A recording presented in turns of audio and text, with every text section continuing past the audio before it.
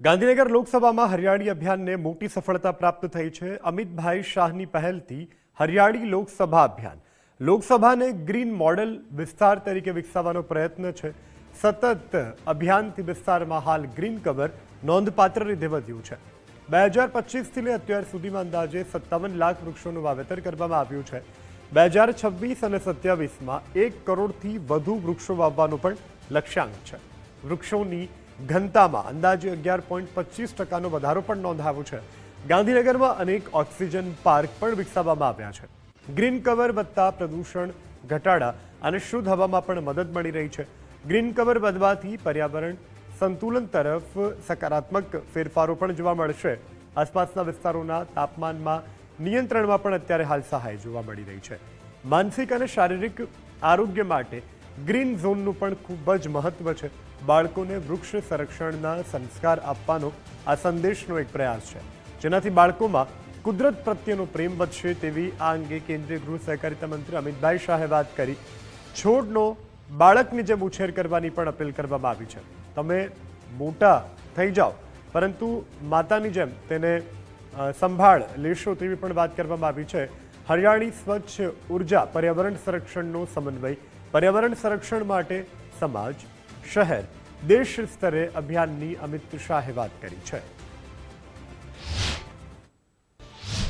આપણા મત ક્ષેત્રની અંદર ગ્રીન એરિયા એની અંદર આ 7 વર્ષમાં 12.5%ની વૃદ્ધિ થઈ છે। 12.5% ઝાડો વધ્યા છે। અને આજે અમે જે પ્લાનિંગ કર્યું છે એ પ્લાનિંગ 50% પૂરું થાય। મને તો વિશ્વાસ છે પૂરું થશે, પરંતુ 50% પૂરું થાય તો આ એક જ વરસાદમાં બીજા 12% વૃદ્ધિ થઈ જશે। આખા દેશમાં કોઈ મત ક્ષેત્ર એવું નહીં હોય જ્યાં 24% ગ્રીનરી વૃદ્ધિ છે। સૌથી વધારે પોપ્યુલેટિંગ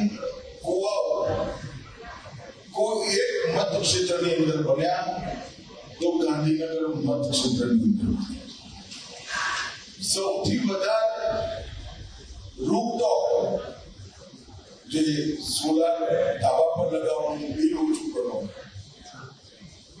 એ પણ આપણા મત ક્ષેત્ર। આજ મુદ્દે સંવાદદાતા નિકુંજ જાની આપણી સાથે લાઈવ જોડાઈ ચૂક્યા છે। નિકુંજ, જે રીતે કેન્દ્રીય ગૃહ અને સહકારિતા મંત્રી અમિતભાઈ શાહ દ્વારા ગ્રીન બેલ્ટ વધારવાનો આગ્રહ રાખવામાં આવી રહ્યો છે, કેવા પ્રકારની કામગીરી થઈ રહી છે? આગામી દિવસોમાં કેવા પ્રકારની કામગીરીનું આયોજન?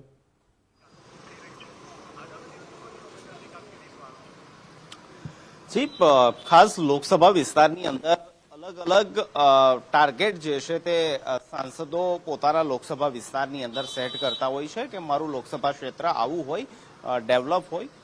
કેન્દ્રીય ગૃહ અને સહકાર મંત્રી અમિત શાહ ભલે તેમના સિરે દેશના ગૃહ વિભાગની સૌથી મોટી જવાબદારી હોય છતાં પણ તે પોતાનો લોકસભા વિસ્તાર જે છે તેની ખબર રાખવાનું નથી ભૂલતા। અને તેનું જે ઉદાહરણ છે કે ન માત્ર ઇન્ફ્રાસ્ટ્રક્ચર ડેવલપમેન્ટ પરંતુ તેની સાથે સાથે જે હવે વર્તમાન સમયની તાતી જરૂરિયાત છે અને સૌથી વધુ જેની જરૂરિયાત છે તેવું પર્યાવરણનું સંરક્ષણ પણ પોતાના લોકસભા વિસ્તારની અંદર થાય અને એક મોડલ ગ્રીન લોકસભા, હરિયાળી લોકસભા ડેવલપ થાય તે મિશન સાથે કેન્દ્રીય ગૃહ અને સહકાર મંત્રી અમિત શાહ પોતાની ગાંધીનગર સંસદીય વિસ્તાર જે છે તેની અંદર આગળ વધી રહ્યા છે। જે પ્રકારનું તેમનું લક્ષ્યાંક હતું, ચાહે મિયાવાકી પદ્ધતિથી એ ફોરેસ્ટ ડેવલપ કરવાની વાત હોય કે પછી એક અભિયાનના સ્વરૂપમાં વૃક્ષારોપણ કરવાની વાત હોય, તે દિશાની અંદર તેમની લોકસભા આગળ વધી રહી છે। અને અત્યાર સુધીમાં લગભગ 57 લાખ જેટલા વૃક્ષો એકમાત્ર ગાંધીનગર લોકસભા વિસ્તારની અંદર વાવવામાં આવ્યા છે। ન માત્ર વાવવામાં આવ્યા છે પરંતુ તેનું દેખભાળ પણ થાય, તેનો ઉછેર પણ થાય અને નાનું એ વૃક્ષ વટવૃક્ષની અંદર નિર્માણ પામે તે સુધીની તેની દેખરેખ અને ખેવના જે છે તે રાખવા માટેનો લક્ષ્યાંક છે। અને આગામી દિવસોની અંદર પણ 1 કરોડ કરતાં વધુ વૃક્ષો ગાંધીનગર લોકસભા ક્ષેત્રની અંદર ઉછેરવામાં આવે તે લક્ષ્યાંક સાથે કેન્દ્રીય ગૃહ અને સહકાર મંત્રી અમિત શાહ આગળ વધી રહ્યા છે.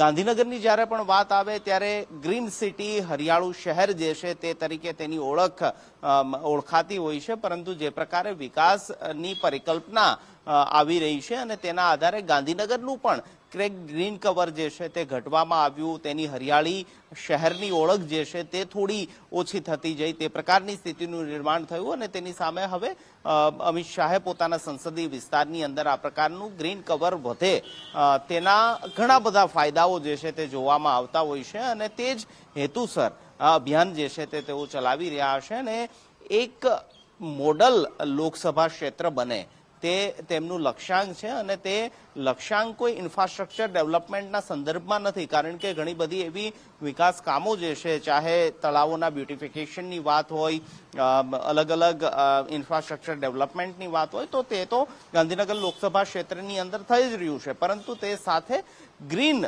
કવરની અંદર વધારો થાય તે દિશાની અંદર પણ આ લોકસભા ક્ષેત્ર આગળ ચાલી રહ્યું છે અને તેની ડે ટુ ડે અથવા તો મંથલી દર ક્વાર્ટરલી તેની રિવ્યુ બેઠક ખુદ કેન્દ્રીય ગૃહ અને સહકાર મંત્રી અમિત શાહ કરતા હોય છે અને તેમનું જે લક્ષ્ય છે, તેમનું જે સ્વપ્ન છે તે ગ્રીન લોકસભા ક્ષેત્રનું છે, હરિયાળી લોકસભા ક્ષેત્રનું છે અને તેની તેઓ એટલી જ તાતી જરૂરિયાતના આધારે રિવ્યુ બેઠક કરે છે અને તેમાં પોતે પણ ઇન્વોલ્વ થાય છે અને જેના આધારે અત્યાર સુધી પરિણામ એ આવ્યું છે કે 57 લાખ જેટલા વૃક્ષોનો ઉછેર કરવામાં આવ્યો છે અને આગામી દિવસોમાં 1 કરોડ કરતા પણ વધુ વૃક્ષારોપણ અને વૃક્ષો ઉછેરવાનો લક્ષ્યાંક જે છે તે ગાંધીનગર લોકસભાની અંદર પ્રસ્થાપિત કરવામાં આવ્યો છે. જી નિકુંજ, જાણકારી બદલ આભાર.